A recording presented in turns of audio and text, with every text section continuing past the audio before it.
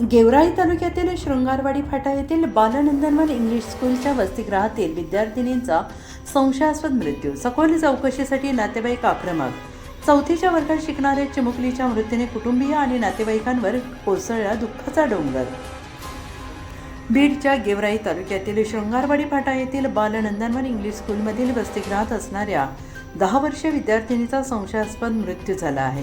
सारिका संतोष नरवटे असे मयत मुलीचे नाव आहे. वसतिगृह परिसरात खेळत असताना पायाला काहीतरी चावलं असं सारिकाने कर्मचाऱ्यांना सांगितलं होतं. तिला तातडीनं बीडच्या शासकीय रुग्णालयात नेत असताना वाटेत तिचा मृत्यू झाला. मुलीला नेमकं काय चावलं याचं गूढ अद्याप कायम असून मृतदेह शवविच्छेदनासाठी बीड जिल्हा रुग्णालयात पाठवण्यात आलेला आहे. दरम्यान या घटनेचे 2 CCTV फुटेज समोर आले आहेत.